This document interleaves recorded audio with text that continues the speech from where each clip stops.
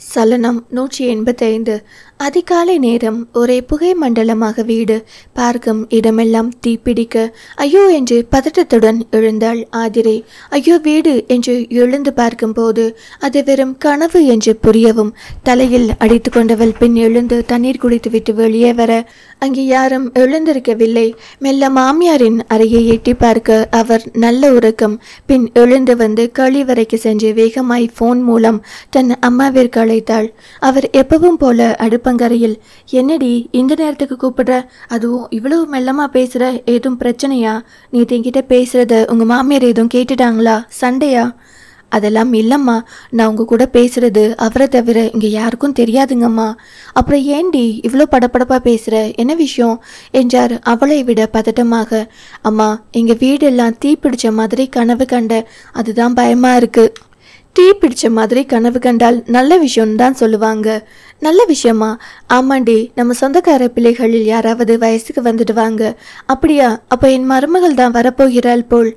ஏய், என் பேத்தி சின்ன பொண்ணுடி. அம்மா, நானும் 13 வயசில் தானேம்மா வந்தேன். அப்போ மகிழினியும் 13 வயதில் வந்துடுவா. வந்தா நல்லதுதான். அவள் வயசுக்கு வர நேரம் பிரிஞ்சிருக்கிற 2 குடும்பமும் சேர்ந்தால் இன்னும் நல்லா இருக்கும். எனக்கும் என் மகளின் பிள்ளைகளை பார்க்கணும் என்று இருக்கு. நடந்தால் நல்லா தானுங்கம்மா இருக்கும். எனக்கும் ஆசைதான் என் ஒரே மருமகள் வயசுக்கு வந்தால் அத்தனையும் செய்யணும் என்று. ஆனால் அங்கே இருந்து அண்ணனும் வந்து எங்க வீட்டுக்காரரை கூப்பிட மாட்டார். இங்கிருந்து என் வீட்டுக்காரரும் வரமாட்டார். அவரை தங்கைக்காக வரணும் என்று நினைத்தாலும் என் மாமியார் விடவே மாட்டாங்க. என் பிள்ளைங்க 3 மனசிலும் விரோதத்தை விதைச்சி வச்சிருக்காங்க. ஒரே ஊரில் இருந்தும் 3க்கும் அம்மா வழி உறவின் முகமே தெரியல. குழந்தைங்க மனசில் என்னடி விரோதம்? அம்மா, தீரன் மனசில் எல்லாம் மாமன் என்ற வார்த்தையை பிடிக்காத அளவு சொல்லி வச்சிருக்காங்க. ஆனால் ஒரு நல்ல விஷயம், என் சின்ன மகன் துருவன் யார் பேச்சையும் கேட்க மாட்டான். அப்படியே என் சின்ன அண்ணன் மாதிரி அவன். என் மகள் மிருதுலா அவளின் அப்பாவிடம் மட்டும்தான் எல்லாமே கேட்கிறாள். அவளின் அப்பாவை சபையில் அசிங்கப்படுத்திட்டாங்க என்று அவளுக்கும் நம்ம வீடுனா பிடிக்காது. அன்னத்திற்கு ஒரு மாதிரியாகி போனது. அதை அறியாத அவளோ, அம்மா, ஆனாலும் அவங்க பாட்டி அவளை கொஞ்சம் கூட பேத்தி என்று கொஞ்சுவதே இல்லை. ஏன்? அவங்களுக்கு என் மகளை அவ்வளவு பிடிக்கிறதே இல்லை. ஏன்? எதற்காக 2 பொட்ட பிள்ளைகளை வளர்த்து அவங்க அதுக்கு புருஷன் வீடே கதி என்று இருக்குதுங்க. நீயோ இன்னொரு வீட்டுக்கு போக போகிறவள் தானே. பொண்ணுங்க மேல பாச வைக்கிறது தப்பு என்று அவளை கண்டுக்கவே மாட்டேங்கிறாங்க. அது எனக்கு கஷ்டமா இருக்குமா. சின்ன பொண்ணு மனசில் நஞ்ச விதைக்கலாமா? பாவம் இல்லையா அவள்? என் பொண்ணை பார்க்கும்போது நம்ம வீட்டில் நான் இருந்த மாதிரியே தோணுது. அந்த வார்த்தையை அன்னலட்சுமிக்கு சுருக்கென்று இருந்தது. உன்மேல் நான் அன்பே வைக்கலையா? என்னைக்காவது உன்னை பிரிச்சு பார்த்தேன் அடினா? பாசம் எல்லாம் இருந்துச்சு. ஆனால் அண்ணன்களுக்காக வேலை செய்ய சொல்லுவீங்க. என்னைக்காவது எனக்காக அண்ணன் கிட்ட உட்காந்து பேசியிருக்கீங்களா? சரிடி, அம்மா தப்பே பண்ணிட்டேன். இப்போ இன்னமும் நீ அதுக்காக பேசி சண்டை போட போறியா? அதெல்லாம் போட மாட்டேம்மா.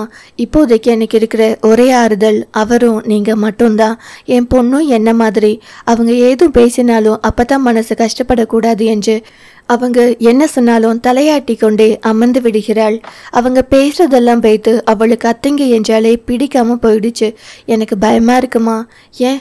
இன்னும் நாளாக 2 குடும்பத்துக்குள்ளும் குரோதம் பெருசாக வந்துடுமோன்னு. அப்படியெல்லாம் குரோதம் வளராது. பாப்பா வயசுக்கு வந்ததோ ஈஸ்வர் கிட்ட பேசி அங்க வந்து மாப்பிள்ளையை கூப்பிட சொல்றேன்.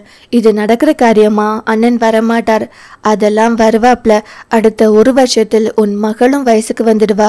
அப்போ 2 தாய்மாமனுங்க சீர் செய்ய வேணாமா? ஐயோ, மறுபடியும் முதலில் இருந்தா? அதெல்லாம் நினைச்சா எனக்கு பயமா இருக்குமா. சேர்ந்து இருக்கலாம் என நினைக்கும் போது 2 வீட்டிலும் நடக்கிற பிரச்சனையை பார்க்கும்போது பேசாமல் பிரிந்திருக்கிறதே மேலுன்னு தோன்ற மாதிரி இருக்கு. குடும்பம் என்றால் சண்டையெல்லாம் வர தாண்டி செய்யும். கண்டதையெல்லாம் யோசிக்காத. எப்படியும் நல்லது நடந்தா சரிங்கம்மா. எனக்கு எல்லார் கூடவும் இருக்கணும், பார்க்கணும் போல இருக்கு. என் மருமகள் எப்படிமா இருக்கா? போட்டோவில் கூட பார்க்கல. ஒரே ஊரில் இருந்தும் கூட இன்னும் அவ முகத்தை நான் பார்க்கல. மகிழ் என்னும் போதே மகிழ்ச்சி தாண்டவமாடியது அவருக்கு. என் பேத்தி அழகில் அவ அப்படியே என் மாமியார் மாதிரி. ஆனால் மூக்கு முடியெல்லாம் உன்ன மாதிரி, நெச்சி என்னை மாதிரி, தெளிவில் என் மாமியார் மாதிரி, எதுவுமே செய்யாத மாதிரி இருக்கும். ஆனால் எதையாவது செய்து கொண்டே இருப்பாள். உன் அப்பா மாதிரி, அறிவில் உன் ஈஸ்வரனன் மாதிரி. யாருக்கு தெரியும், ஈஸ்வரனின் மகள் மகிழினி என்று சொல்லும் காலம் போய் மகிழினியின் அப்பா ஈஸ்வர் என்று சொல்லும் காலம் வரும். அவ்வளோ அறிவிடி என் பேத்திக்கு. அப்புறம் பொறுமையில் உன் அதியனன் மாதிரி, கொஞ்சலில் கொஞ்சம் அஞ்சு மாதிரி, நிமிர்வாய் பேசுவதில் அவளின் பெரியம்மா மாதிரி, ஆளுங்களை அனுசரித்து போவதில் உன் வீட்டுக்காரர் மாதிரி. ஏம்மா எங்க மாமியார் மாதிரி எந்த குணமும் இல்லையா? இப்போ வர இல்லை. பெண் அவள் சிரித்தாள். ஏண்டி சிரிக்கிற? அவங்க ஒவ்வொரு சமயம் நல்லவங்களாதாம இருக்காங்க. என் பையனுக்கு ஒன்றுனா துடிச்சிடுறாங்க. ஆனால் சில நேரம் அதுவும் நம்ம வீட்டை பற்றி யோசிச்சுட்டா போதும். வில்லி அவதாரம் தான். எப்போ இப்படி மாறுகிறார்கள் என்றுதான் தெரியல. ஆனால் எனக்கு அவங்க எப்பவுமே நல்லவங்க தான். உனக்கு நல்லவங்களா இருக்கிறாங்கல்ல, அது போதும். என் மருமகள் பற்றி சொல்லிட்டீங்க. என் மருமகனுங்க 2 பேரையும் பற்றியும் உண்மையே சொல்லணும் என்றால் பெரியவன் உன் வீட்டுக்காரர் மாதிரியும், அதியமான் மாதிரியும், சின்னவன் ஈஸ்வர் மாதிரியும், நந்தினி மாதிரியும். அங்கே தீரன் எப்படி? நிஜமா தெரியலமா. என் மேலேயும் அவங்க அப்பா மேலேயும் அவ்வளவு பாசம். ஆனால் அவங்க அப்பத்தா தான் அவன் உயிர். அவங்க முகம் கொஞ்சம் சோர்ந்தாலும் துடிச்சு விடுவான். பாசக்காரன் தான், ஆனால் நம்ம வீட்டை பற்றி பேசினாலே கோவப்பட்டுடுவான். யாரையும் எதிர்த்து பேசாதவன். எப்போதாவது ஏதாவது ஒரு சூழ்நிலையில் நம்மளை பற்றி பேச வந்தாலே போதுமா கொஞ்சம் அமைதியா இருங்கம்மான்னு சொல்லிடுவான். அதுதான் கஷ்டமா இருக்கும்.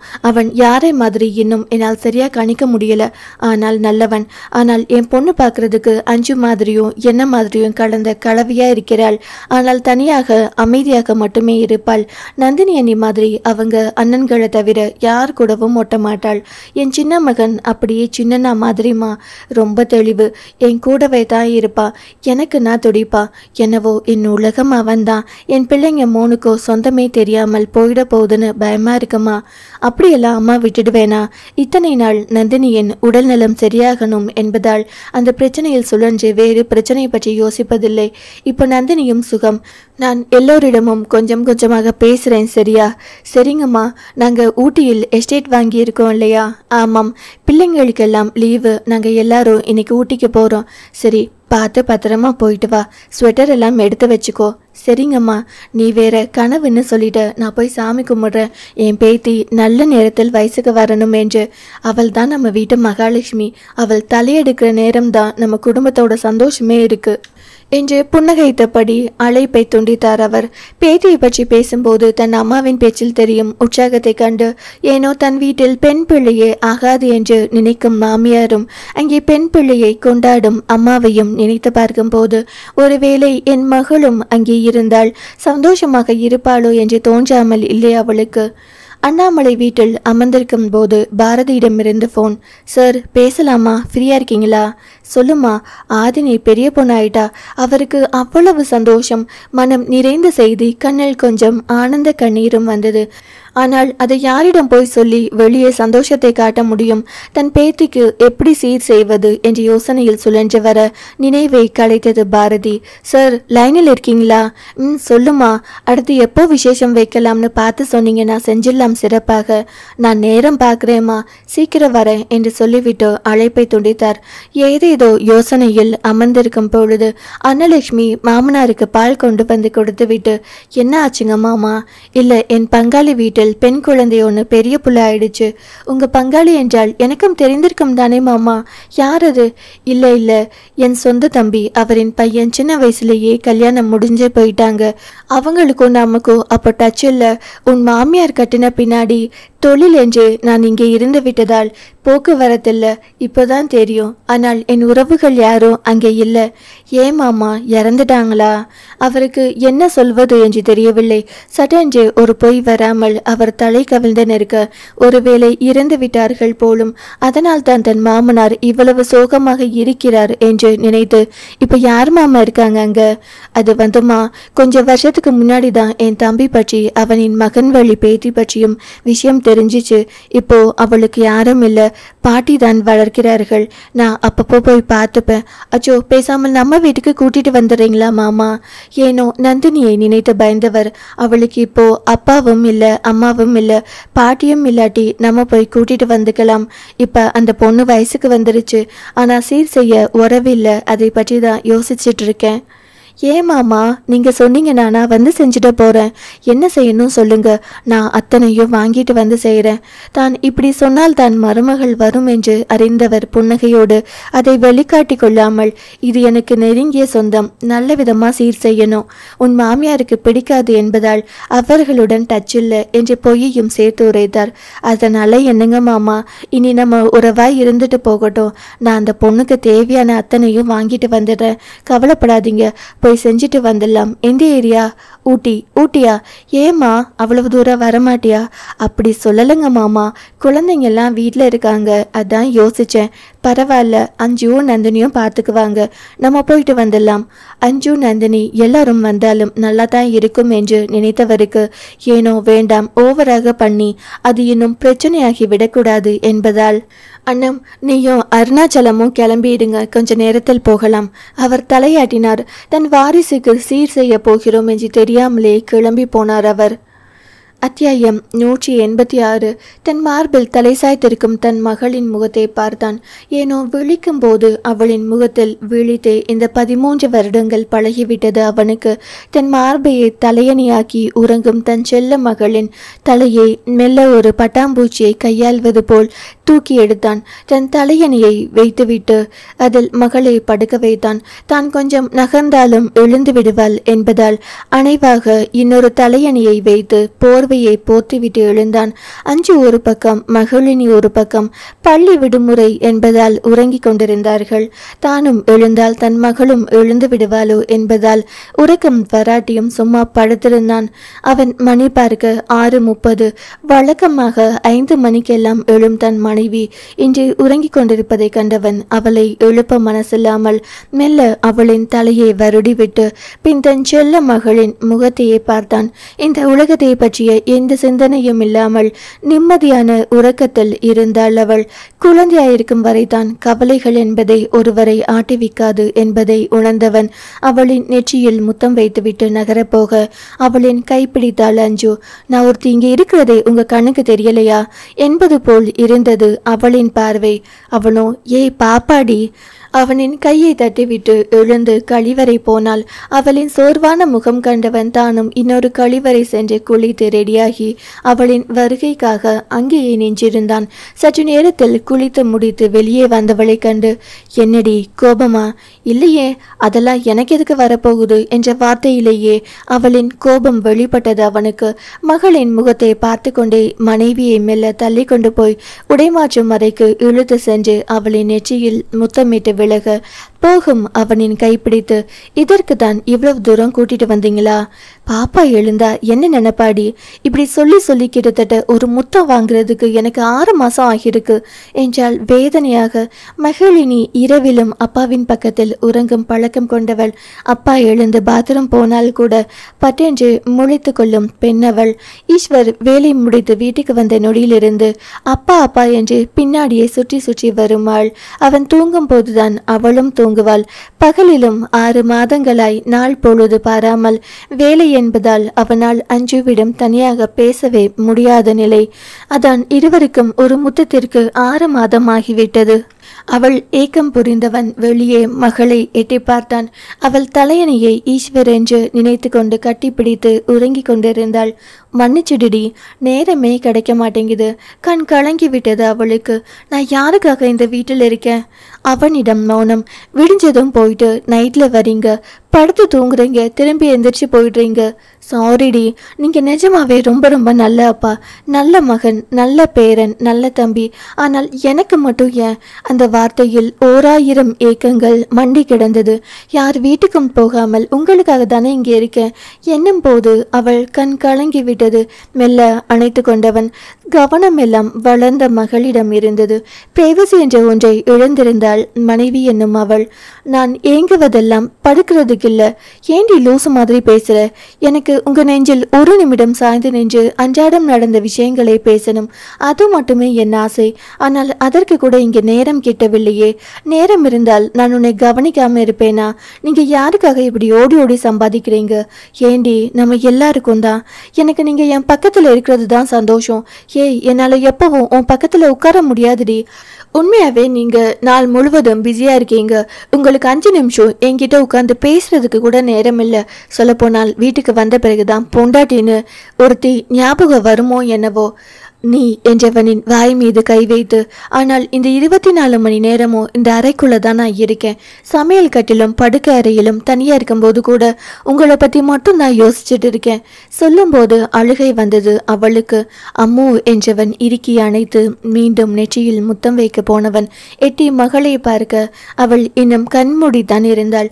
வேகமாக ஒரு நொடிக்குள் இதழில் மென்மையாக தீண்டி ஒரு கடி கடித்துவிட்டு அவளை விட்டு விலகி நின்று, இன்னைக்கு இவ்வளோ தாண்டி, நம்ம ஏஜிக்கு வர போற பொண்ணை வச்சுக்கிட்டு எக்ஸ்ட்ரா எல்லாம் திங்க் பண்ண முடியாது, புரிஞ்சுக்கோ, நான் கீழே போறேன், வந்துடு என்று சொல்லிவிட்டு போய்விட்டான்.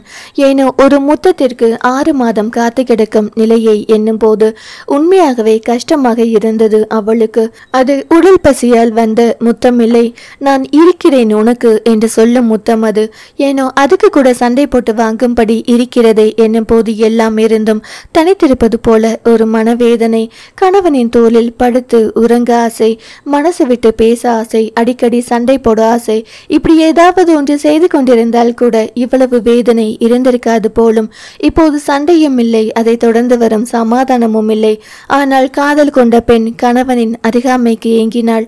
வளரும் பெண்ணை வீட்டில் வைத்துக்கொண்டு அவள் மனதில் கண்ட எண்ணங்களை விதைத்துவிடக் கூடாது என்பதில் ஈஸ்வர் தெளிவாக இருந்தான். ஆதினி அழகின் ஸ்வரூபமாக இருந்தாள். பாட்டி என்றதும் சிவகாமியும் கற்பகமும் ஓடி வந்து நின்றார்கள்.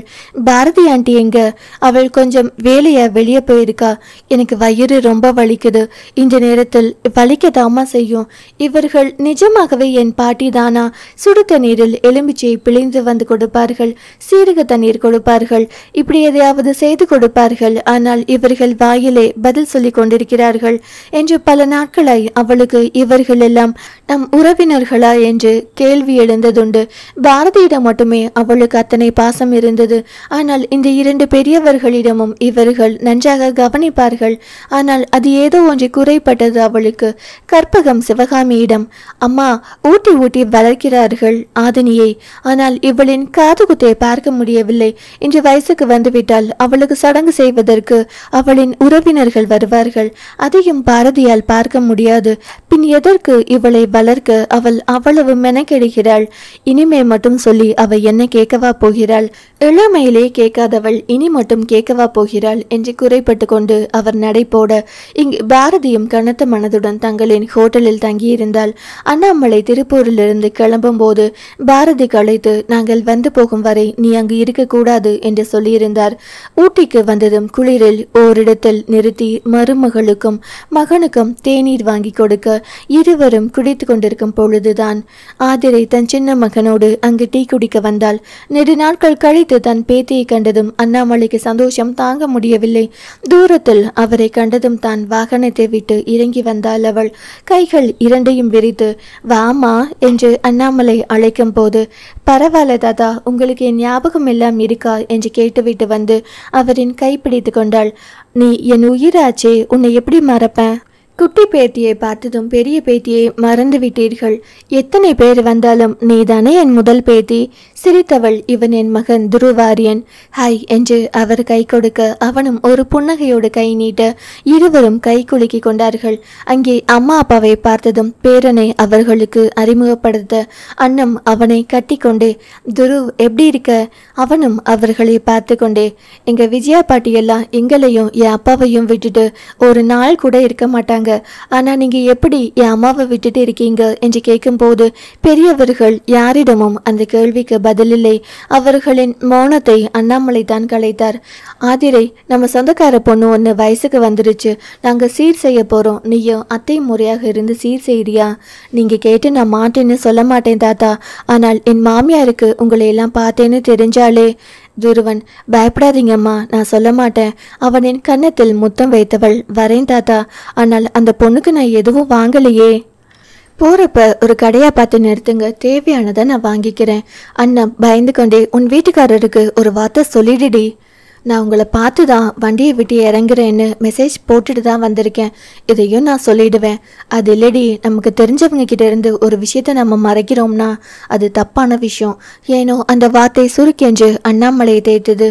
அண்ணாமலை, இன்னும் கொஞ்ச நேரத்தில் நல்ல நேரம் ஆரம்பிக்க போகுது என்பதால் ஆதினி ஆடை வாங்கின அடுத்த நொடியில் அவர்களை அழைத்து கொண்டு ஆதினி இருக்கும் வீட்டுக்கு வந்தார்கள்.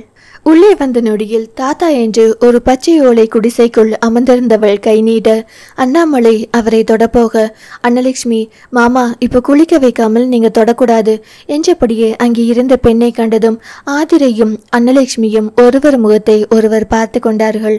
அருணாச்சலம், அண்ணம், இந்த பாப்பாவை நம்ம எங்கேயோ பார்த்த மாதிரி இருக்குல்ல? பின்ன இருக்காதா? உங்க அப்பாவோட, அதான் என் மாமாவோட தம்பி பேத்தினா அப்போ நம்ம ஜடத்தானே இருக்கும். அண்ணாமலைக்கு பயம் உண்டானது, எதையாவது கண்டுபிடித்து விடுவார்களோ என்று. ஆனால் அவர் வாயை திறக்கவில்லை எந்த கேள்விக்கும். கற்பகம் வந்தவர்களை வரவேற்று உபசரித்து காப்பி கொண்டு வந்து கொடுக்க தெரிந்தவர்கள் வீடாக இருந்தாலும் தீட்டு வீட்டில் நாங்கள் காப்பி தண்ணின்னு எதுவும் குடிக்க மாட்டோம், எங்களுக்கு ஒத்துக்காது என்றனர் இருவரும். அண்ணாமலை, இது நம்ம வீடு தான். இனிமே நம்ம வீட்டிலும் நல்லது கேட்டதெல்லாம் 30 நாளைக்கு பண்ணக்கூடாது. தாராளமாய் காப்பியை குடிங்க என்றதும் மாமனார் சொல்ல மறுப்பில்லாததால் அண்ணம் வாங்கி குடித்தார். ஆனால் ஆதிரை மறுத்துவிட்டாள். குலதெய்வத்திற்கு ஆகாது என்று. கற்பகம், பாப்பாவை குளிக்க வைங்க, நல்ல நேரம் முடிகிறதுக்குள்ள. ஆதிரை அவளை கண்டு வாமா வெளியே வந்தாள். ஆதிரையும் ஆதினியும் ஒருவரை ஒருவர் பார்த்து கொண்டார்கள். ஏனோ நெடுநாள் பழக்கம் போல் இருந்தது இருவருக்கும். ஆனால் இருவரும் பேசிக்கொள்ளவில்லை. அந்த குழந்தையை அழைத்து கொண்டு போய் குளிக்க வைக்கும் போதெல்லாம் மனம் என்னவோ அது வேறு பிள்ளை இல்லை என்று சொல்லிக் கொண்டிருந்தது. அவள் குளித்து முடித்து வெளியே வந்ததும் அவளை உடைமாற்ற சொல்லிவிட்டு ஆதிரை தன் அம்மாவிடம் வந்தவள். ஏம்மா, ஒருவேளை தாத்தாவுக்கு 2ஆம் தாரம் ஏதோ இருக்குமோ? அண்ணம் முறைத்து, வளர்ந்த பெண் என்றெல்லாம் பார்க்க மாட்டேன், அடித்து பிரித்து விடுவேன். என் மாமனாரை பற்றி குறை சொன்னாள் என்று முறைக்க ஆதிரைக்கு மனம் என்னவோ பங்காளியின் பெண் போன்றெல்லாம் தெரியவில்லை. ஏனோ தனது அண்ணன் மகள் போல் தோன்றவும் ஆதினியை நின்று பார்த்து கொண்டே அமர்ந்திருந்தாள். சலனம் 187. ஆதினிக்கு தாய்மாமன் சீரென்று அண்ணாமலை நினைக்கும் போது ஆதிரை வெளியே காருக்குள் இருந்த தன் மகனை அழைத்து வந்து அவன் கையால் மாலை அணிவித்தாள். ஏனோ அவனுக்கு கூச்சமாக போனது. சிறு பெண், அவளுக்கும் அப்படித்தான் இருந்தது. ஆதினிக்கு சீரெல்லாம் முடித்துவிட்டு வெளியே வரும்போது ஏனோ நெருங்கிய உறவினர் ஒன்றை பிரிந்து வருவது போல் வழி இருந்தது ஆதிரைக்கு. ஏனோ திரும்பி திரும்பி அவளையே பார்த்து கொண்டே வந்தாள். எல்லாம் பேசி முடித்து வெளியே வரும்போது அண்ணாமலை மட்டும் தன் பேத்தியை அப்படியே விட்டுவிட்டு வருகிறோமே என்ற ஆதங்கம் மேலிட்டாலும் ஏனோ எல்லாம் சிறப்பாக முடிந்ததை நினைத்து மனதுக்குள் தனக்குத்தானே சொல்லிக் கொண்டவர் கற்பகத்திடம் வந்து, 7ஆம் நாள் நீங்க எப்பவும் போல பாப்பாவுக்கு செய்யற சடங்கெல்லாம் செஞ்சிடுங்க. சரிங்க சார். அப்புறம் உங்க பேத்தியை வீட்டில் சீக்கிரம் சொல்லி சேர்த்துட்டாள். நான் என் மகளுக்கு வேற கல்யாணத்தை பற்றி யோசிப்பேன். அவளுக்கும் 35 வயசாகுது. கூடி சீக்கிரம் நான் ஆதினியை பற்றி வீட்டில் பேசுறேன். வீட்டில் சொன்ன பிறகு அதுக்கப்புறம் பெரிய சடங்காக வைத்து கொள்ளலாம் என்று சொல்லிவிட்டு வந்தார். அவர்கள் அந்த பக்கம் கிளம்பி முடித்ததும் பாரதி வீட்டுக்குள் நுழைந்தாள். ஆதினியின் அலங்காரம் கண்டு ஏனோ வளர்த்தவளாய் புன்னகை மேலிட்டது. அவளையே பார்த்து கைகளால் திருஷ்டி வலிக்கும் போது அவளை கட்டி கொண்ட ஆதினி, வந்தவங்களெல்லாம் நீங்க பார்க்காமல் போயிட்டீங்க ஆண்டி. அவங்களையெல்லாம் பார்க்கும்போது ஏனோ எனக்கு ரொம்ப நெருங்கிய சொந்தக்காரங்க மாதிரி ஃபீல் ஆகுது. அதுவும் ஒரு பாட்டியும் ஆதிரியத்தையும் வந்தாங்க. ஏனோ அவங்கள பார்த்துட்டே இருந்தேன், பேசவே இல்லை. ஆனால் ரொம்ப நாள் பழகினவங்க மாதிரி எனக்கு ஒரு ஃபீல் ஆச்சு. இங்கே என் பாட்டிக்கிட்ட கூட அப்படி ஒரு ஃபீல் எனக்கு வரவே இல்லை. பாரதி தன் அம்மாவையும் பாட்டியையும் பார்த்தாள். அவர்களும் பாத்தியா என்பது போல் பார்த்துவிட்டு போய்விட்டார்கள். என்றும் ஆதினியால் பாரதியிடம் ஒட்டிக்கொள்வது போல் மற்றவர்களிடம் ஒரு ஒட்டுதல் அவளுக்கு இயல்பாகவே வரவில்லை. அவள் அவளின் அப்பாவை போல் எப்பொழுதும் எதையும் வாய்விட்டு கேட்க தெரியாதவள். பல இடங்களில் விட்டு கொடுத்து போய்விடும் தன்மையும் கொண்டவள். எல்லாம் முடித்து ஹோட்டலுக்குள் வந்த ஆதிரை குளித்து முடித்து வெளியே வரும்போது உள்ளே வந்தான் தீரன். +2 முடித்திருந்தவன் சொல்லிருக்கினங்க தனது எஸ்டேட்டில் தற்பொழுதே கணக்கு வழக்குகளை எல்லாம் ஆடிட்டரோடு அமர்ந்து பேசி கேட்டு அறைந்து கொண்டிருந்தான் அவன். அவனும் அப்பொழுதுதான் உள்ளே வந்து, அம்மா சொல்லுப்பா, காலையில் வெளியே போனவங்க இப்பதான் வரீங்க, எங்க போனீங்க? சும்மா வெளியில போனோம்ப்பா. ஏன்? ஏன் மிருதுவை விட்டுட்டு போயிட்டீங்க? நாங்கள் 2 பேரும் நடந்து போவோம், உன் தங்கச்சி நடக்க மாட்டாளே.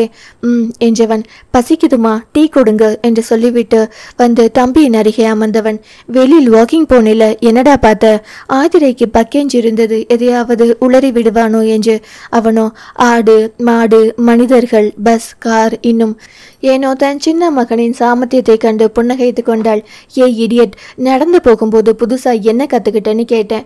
துருவன், அண்ணா இந்த மாதிரி அறிவு சார்ந்த கேள்வி என்கிட்ட கேட்கக்கூடாதுன்னு எத்தனை முறை சொல்லியிருக்கேன். இப்போ இருந்தே கத்துக்கிட்டாதான் நாளைக்கு தொழில் எடுத்து நடத்தி சிறப்பாக கொண்டு போக முடியும். நம்மளை பொருளாதார ரீதியா கம்மியா இருக்கும் என்ற காரணத்தினால் நம்மளை மட்டமா நடத்தினவங்க முன்னாடி நம்ம பெருசா வளர்ந்து காட்ட வேண்டாமா? ஏற்கனவே நீங்க ரொம்ப வளர்ந்து தானே இருக்கீங்க, இனியும் பெருசா வளர்ந்து என்ன சாதிக்க போறீங்க? சீரியஸா பேசும்போது விளையாட்டுத்தனமா பேசுனா அடிச்சிடுவேன். நம்ம ரொம்ப பெருசா வளர்ந்து காட்டணும். அந்த ஏஏஏ கம்பெனியை விட சிறப்பா தங்கள் வீட்டை பற்றி தான் பேசுகிறான் என்று புரிந்தும் ஆதிரை அவனுக்கு டீ கொண்டு வந்து கொடுத்து விட்டு, தீரன், இது தேவையில்லாத பேச்சு. எனக்கு அது ஒண்ணுதாமா தேவையான பேச்சு. உங்க அப்பா வீட்டை விட எல்லாத்திலும் சிறப்பா, உங்க அண்ணன்களை விட சிறப்பா உயர்வாக என் அப்பாவை பெருசான ஒரு இடத்தில் கொண்டு போய் உட்கார வைப்பேன். ஈஸ்வர் ஈஸ்வர் என்று சொல்ற வாய்கள் அனைத்தும் தீரன் ரவீந்திரன் என்று சொல்லும் நாள் சீக்கிரம் வந்துடும். வந்தால் சந்தோஷம்தான். இப்ப நீ ஏன் தேவையில்லாததை பேசிட்டு இருக்க என்று அந்த பேச்சுக்கு முற்றுப்புள்ளி வைத்து விட்டு போனாள். ஆனால் அவளுக்கு தெரியாது, அவன் விவரம் தெரிந்த நாளிலிருந்து வெறுக்கும் ஒரே மனிதர் ஈஸ்வர். ஈஸ்வரை பிடிக்காது என்பதால் அந்த குடும்பத்தில் யாரையும் பிடிப்பதில்லை அவனுக்கு. கண்களை மூடி சாய்ந்திருந்தான் ஈஸ்வர். கண் எரிந்தது. வேலைகள் அத்தனை முக்கியமானவற்றுக்கு மட்டுமே கையெழுத்து போட வேண்டும். அதை போட்டு அவ்வளவு எரிச்சல் ஏற்படும் அளவிற்கு வேலைகள் இருந்தது.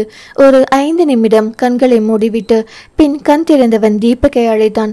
வந்தவன், சொல்லுங்க சார், நாளைக்கு மதியம் முக்கியமான மீட்டிங் ஏதாவது இருக்கா? மீட்டிங் இருக்குங்க சார். அதையும் அட்டன் பண்ண சொல்லு. சார், அவங்க வர்றது உங்களை பார்க்க தான். அப்போ இன்னைக்கு நைட்டு அவங்கள மீட் பண்ணிடலாம். நாளைக்கு மீட்டிங் அதையும் அட்டன் பண்ணட்டும். சார், காலையிலேருந்து நான் ஸ்டாப்பாக ஒர்க் பண்ணிட்டு இருக்கீங்க. நைட் ஒர்க் பண்ணால் ரொம்ப டயர்டாக இருக்கும். என்ன பண்ணுறது? ஒரு டீ குடிக்கும் நேரத்தில் கூட 4 கையெழுத்தை போட்டுட்டே தான் குடிக்கிறேன். என்னவோ முன்பை விட இப்போது ஆர்டர்ஸ் அதிகம் எடுத்திருக்கோம். கொஞ்சம் மிஸ் ஆனாலும் சீன் முடிஞ்சிடும். திருப்பூர் இப்போ இருக்கிற நிலைமைக்கு நம்ம வர அளவுக்கு லாபத்தை பார்க்காவிட்டால் நமக்கு தான் நஷ்டம். வேறு எதுவும் அப்ரூவல்ஸ் எதுவும் இருக்கா? இருக்குங்க சார். அப்போ எல்லாவற்றையும் நைட்டு கொண்டு வந்து கொடுக்க சொல்லு. முழுதையும் சைன் பண்ணிடுறேன். சரிங்க சார், ஓகே. அப்போ நாளைக்கு நான் கொஞ்சம் பிஸி. நீ என் அப்பா குழந்தைகளோடு ஊட்டி வர கூட்டிட்டு போயிட்டு வா. அப்புறம் ஆண்டாள் பிரியதர்ஷினிக்கு இப்போ லீவு தானே? ஆமாங்க சார். அப்போ உன் பொண்ணையும் அழைச்சிட்டு போ. தலையாட்டினான். அப்புறம் நான் தெக்கலூர் தோட்டத்துக்கு போறேன். நாளைக்கு யார் என்ன கேட்டாலும் மீட்டிங்ல இருக்கேன்னு மட்டும் சொல்லி முடிச்சிடு. தலையாட்டினான். மறுநாள் தன் அப்பாவையும் தயார்படுத்தினான். பிள்ளைகளோடு ஊட்டி வர போயிட்டு வந்துடுங்கப்பா. நான் இப்பவே ஊட்டியில் தெரிஞ்ச பொண்ணுக்கு சடங்கு முடிச்சுட்டு நம்ம வீட்டுக்கு வந்துட்டு இருக்கேன்ப்பா. அப்போ டயர்டா இருக்கீங்களாப்பா? நான் வேணும்னா வேற ஏற்பாடு பண்ணட்டுமா? என்ன டயர்டு? என் பேர பிள்ளைகளையும் கூட்டிட்டு நாளைக்கு போயிட்டு வரேன். ஓகேங்கப்பா என்றவன் போனில் அஞ்சுவிடம் சொல்லும்போது அவளோ, பாப்பாவை எப்படி தனியா அனுப்புறது? ஒன்னு நீங்க போகணும், இல்ல நான் போகணும். லூசாடி நீ? தீபக் போறான், கூடவே அப்பா போறாரு, மகிழினியின் அண்ணன்கள், அப்புறம் தீபக்கின் பொண்ணு, இத்தனை பேர் இருக்கும்போது உனக்கு என்ன பிரச்சனை? அக்காவால் லாங் டிராவல் எல்லாம் பண்ண முடியாது. அதான் நானும் போறேன். மாமா குழந்தைகளை தனியா எப்படி சமாளிப்பார்? மூணு விதம். அதெல்லாம் அவர் பார்த்துப்பார். நான் வீட்டில் சும்மா தானே இருக்க போறேன். நீங்களும் சாப்பாட்டுக்கு கூட வரதில்ல. அதனால நான் போயிட்டு வரேன். ஒரு நிமிஷம் கூட நிற்கும் நேரம் இல்லாமல் ஓடிட்டு இருக்கேன்டினா. உனக்காக நாளைக்கு லீவு போட்டு தெக்கலூர் தோட்டத்துக்கு கூட்டிட்டு போகலாம்னு நினைக்கிறேன். நாளைக்கு முடிக்க வேண்டிய வேலையெல்லாம் இப்போ நைட்டில் உட்காந்து முடிக்க போறேன். நீ போறதுன்னா போ. நிஜமாவே உங்களுக்கு லீவு போட எல்லாம் நேரம் இருக்கா? போடவா வேணாமா? அதெல்லாம் உங்களுக்கு தோணினா சரி. தோணாமல் எங்கடி போகுது? எனக்கு வயசாயிடுச்சுன்னு ஒரு வேளை பிடிக்காமல் போயிடுச்சோன்னு நினச்சேன். அப்புறம் எனக்கு மட்டும் இளம திரும்புதாக்கும். உங்களுக்கு என்ன, இன்னும் 2 கல்யாணம் கூட பண்ணலாம். ஒரு பொண்டாட்டியை பண்ணிட்டு அவ கூட 5 நிமிஷம் நிற்க நேரம் இல்லாமல் ஓடிட்டு இருக்கேன். இதில் 2 கட்டி. அப்போ நேரம் இருந்தால் 2 கட்டுவீங்களா? நேரம் இருக்கோ இல்லையோ, நமக்குள்ள ஏதோ இருக்கோ இல்லையோ, ஆனால் என் மனசு உன்னை தவிர வேற எவகிட்டையும் அடங்காது. அப்புறம் எப்படி உங்கள் ஃபீலிங்ஸ் எல்லாம் கண்ட்ரோல் பண்ணிட்டு 6 மாசமா பக்கத்தில் கூட வராமல் இருக்கீங்க? ஃபீலிங்ஸ் பற்றி யோசிக்கிற அளவு கூட நேரம் இல்லடி. முதுகு வலிக்குது, வந்து படுத்தா அடித்து போட்ட மாதிரி தூக்கம் வருது. அதையும் நந்தினியும் பார்க்கணும் என்பதால், நந்தினி கூட டைம் ஸ்பெண்ட் பண்ணணும் என்பதால் இப்போ அவனோட ஒர்க்கை நான் கொஞ்சம் சேர்த்து எடுத்துக்கிட்டேன். அப்பாவுக்கும் தாத்தாவுக்கும் வயசாயிடுச்சு, அதுக்கெல்லாம் சேர்த்து ஆள் போட்டு இருந்தாலும் முக்கியமான டெசிஷனில் இப்போ நான் எடுத்தாக்க வேண்டிய சூழ்நிலை. அதாண்டி நான் கூட உங்களுக்கு ஹார்மோன் தீர்ந்து போயிடுச்சோன்னு நினச்சேன். ஹார்மோன் எல்லாம் ஹார்மோனியை வாசிக்கிற அளவுக்கு நல்லாவே சுரக்குது. வேணும்னா நாளைக்கு டெஸ்ட் பண்ணி பார்த்துக்கோ. ஆனால் நம்ம பாப்பா நம்மளையே பார்த்துட்டு இருக்கு. மற்ற பொண்ணுங்க மாதிரி படுத்ததும் தூங்குற ஆள் எல்லாம் அவள் கிடையாது. நான் எந்திரிச்சா போதும் அவளும் முழிச்சுக்குவா. நான் வரும் வர அவள் தூங்குவதும் கிடையாது. அப்புறம் மதியம் நான் வரதும் கிடையாது. அப்புறம் எங்கடி உன்னை கொஞ்சம் நீ என்கிட்ட கேட்குற, நான் தோணினாலும் சொல்ல முடியாது. என் ஃபீலிங்ஸ் யார்கிட்ட போய் சொல்ல? ஒருத்தன் முதலாளியா இருக்கிறது ஒன்றும் அவ்வளவு எளிது கிடையாது. கிழவன் எப்ப சாவான், திண்ணை எப்ப காலியாகும்னு நமக்கு போட்டியா 1000 பேர் முளைத்து கொண்டிருக்கிறார்கள். ஆதினியும் முகிலனும் நிலவனும் வளர வரைக்கும் அந்த பிஸ்னஸ் டாப் ரேஞ்சில் வச்சிருந்தாதான் அவங்க வந்து டேக் ஓவர் எடுக்கும் போது கரெக்டா இருக்கும். நம்ம பொண்ணு நம்ம பார்த்து வளருது, கண்டதையும் பார்த்து இந்த வயசுல கெட்டு போகணுமா?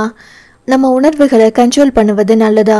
கொஞ்சம் என்ன வருத்தப்படுற நம்ம இருக்கிறது கூட்டு குடும்பம். நமக்குன்னு தனியாக ஒரு நிமிஷம் இது வரைக்கும் கிடச்சிருக்கா? மூச்சு மூட்டுற அளவுக்கு வேலை இருக்குதுடி. முதுகெல்லாம் அவ்வளோ வலிக்குது. நொடிக்கு 4 வேலை இருப்பதால் அதை தாண்டி வேறு எதையும் யோசிக்க முடியலை. ப்ளீஸ் டி அம்மோ, என்னை கொஞ்சம் புரிஞ்சுக்கோ. ஒரு காலத்தில் எவ்வளோ லவ் கொடுத்துருப்பீங்க தெரியுமா? அதெல்லாம் குறைஞ்சிடுச்சா? காதல் எப்படி குறையும்டி? கூடும். அப்போ என்கிட்ட குறைஞ்சிடுச்சா? உன்கிட்ட மட்டும்தான் எனக்கு எல்லாமே வரும்டி. அதனால தானே முன்னாடி எவ்வளோ அசிங்கப்படுத்தினாலும் உன்னை தவிர வேறொருத்தி நான் ஏறெடுத்தும் பார்த்ததில்ல. இப்போ வேறு யாராச்சும் பிடிச்சிருக்கா? நீ 2 வருஷம் விட்டுட்டு போனப்பவே எவளையும் பார்க்காதவன் இந்த 6 மாசத்தில் மட்டும் யாரையாவது பார்த்துட்டு வேணா என்ன? இந்த ஈஸ்வரை எல்லாம் அஞ்சு என்ற ஒருத்தியை தவிர யாராலும் சோச்சிக்க முடியாது. You are my girl. சாரிடி. ஏன் நீ கேர்ள் இல்லை உமன். உங்களை சும்மா சொன்னேன்டி. நீ எப்பவும் மை கேர்ள் தான். உன்னோட கண்ணை சுருங்கி முடி நரைச்சாலும் நான் உன்னை கொஞ்சம் தான் செய்வேன். கேட்குறதுக்கெல்லாம் நல்லா தான் இருக்கு. ஆனால் நீங்கள் கொஞ்சம் என்னை புரிஞ்சுக்கோங்க. 20 வயசு காட்டிலும் 33 வயசுல தான் இன்னும் ஃபீலிங் அதிகமாக வருது. ஆனால் அதை கூட கண்ட்ரோல் பண்ணிக்கலாம். ஆனால் உங்கள் அருகாமை இல்லாதது தான் என்னை ஏதோ தனித்தீவில் விட்ட மாதிரி இருக்கு. உங்கள் கையில் படுத்து எத்தனை நாளாச்சு? புரியுதுடி. பாப்பா பெரிய பொண்ணாகிட்டா, அவளுக்கு தனி ரூம் கொடுத்துடுவோம். அப்புறம் நீ எப்பவும் என் பக்கத்தில் வந்து படுக்கலாம். அவளை எப்படி தனியாக படுக்க வைக்க முடியும்? ஏலூசு, ஆதிரை பெருசானதும் அம்மா அவங்க அவளுக்குன்னு தனி ரூம் கொடுத்துட்டாங்க. அதெல்லாம் வேணாங்க. அவளை பார்த்துக்கிறத விட என் ஃபீலிங்ஸ் சொன்னோம் அவ்வளோ முக்கியம் இல்லை. ஏலூசு, உன் ஃபீலிங்ஸ்க்காக மட்டும் இல்லை, அவர் தனித்து செயல்படுறதுக்கும் தனி ரூம் முக்கியம். சரி, எனக்கு நைட்டு வேலை இருக்கு. நீ நல்லா சாப்பிட்டு இப்போவே ரெஸ்டெல்லாம் எடுத்துக்கோ. நாளைக்கு ரொம்ப டயர்டாக 6 மாசத்துக்கும் சேர்த்து வச்சு நாளைக்கு தான் மொத்தமாக கொடுக்க வேண்டியதா இருக்கும். அதெல்லாம் தாங்குவேன். பார்க்கலாம் என்று அழைப்பை துண்டித்தான். சலனம் 188. அழகான ரம்யமான சித்தோக்ஷண நிலை என்பதால் மலை தூர மனைவியோடு கிளம்பினான் ஈஸ்வர். என்னடி, இன்னைக்கு கிளைமேட் நமக்கு சாதகமாக இருக்கும் போலையே. சார், இன்னைக்கு தான் ஃப்ரீயாக இருக்கீங்க போல, அதான் மழை காலம் போய் வெயில் காலத்தில் பெய்யும் மழையை ரசிக்கிறீங்க. மேடம், எப்போ கோபம் குறைஞ்சு நார்மல் மோடுக்கு வருவீங்க? இப்போதைக்கு இல்லை. அப்போ இன்னைக்கு ரேப் சீன் தான். அது எப்படி பண்ணும்போது தெரியும். ஹலோ, கை வைங்க. அப்புறம் இருக்கு, உன்கிட்ட கேட்டுட்டு தாண்டி ப்ரோக்ராம் போட்டேன். நான் இவ்வளோ நாள் ஏங்கி புழுங்கி எப்போ வருவீங்கன்னு காத்திருந்து கடுப்பாக்கி இருந்தாலும் கண்டுக்காம வேலைன்னு ஓடுனீங்க. உங்களுக்கு வேணும்னா வேணுமா? அப்புறம் இன்னைக்கு மட்டும் சார் எப்படி ஃப்ரீயா? நீங்க உனக்குன்னு வந்தேன் பாருடி. என்ன சொல்லணும்? வண்டியை நிப்பாட்டுங்க முதல்ல. ஏண்டி நிறுத்துங்கன்னு சொல்லிட்டேன். ஏன்? எனக்கு இன்னும் ஒன்றும் வர வேணாம். உங்களுக்கு என்னைக்கு தோணுதோ அன்னைக்கு வாங்க. என்னடி ஆச்சு உனக்கு? என்னென்னமோ ஆச்சு. பைத்தியம், எனக்கு தாண்டி தோணுச்சு. அப்போ உங்களுக்குன்னு தோன்றப்போ மட்டும் வந்துக்கலாம். அதுக்குன்னு நேரம் ஒதுக்கி இவ்வளோ ஏற்பாடு பண்ணலாம். ஆனால் 4 சுவற்றையே பார்த்து உங்களுக்கென்று இருக்கும் எனக்கு தோணுச்சுன்னா வரமாட்டீங்க. அப்போ நான் என்ன பண்ணுறது? என்னடி, நான் தான் சொல்லிட்டேன்ல வேலை இருக்குன்னு. எல்லாருக்கும் தாங்க வேலை இருக்கும். வேலை இல்லாம யாருக்கா? இல்ல வேலைக்கு போறவங்களுக்குள் தாம்பத்தியமே இருக்காதா என்னும் போதே கண் கலங்கியது. ஏண்டி இப்படி அழுது கஷ்டப்படுத்துற? நீங்க பண்றதுக்கு தான் எனக்கு கண்ணீர் வருது. சரி சாரிடி. சாரியோ வேணாம் பூரியோ வேணாம். ஏய் என்னடி இதுக்கெல்லாம் போய் அழுவாங்களா? இதுதாங்க உங்களுக்கும் எனக்கும் இருக்கிற பிணைப்பு. என்கிட்ட மட்டும் பண்ண முடிந்த ஒன்று, உங்ககிட்ட மட்டுமே பெற முடிந்த ஒன்று.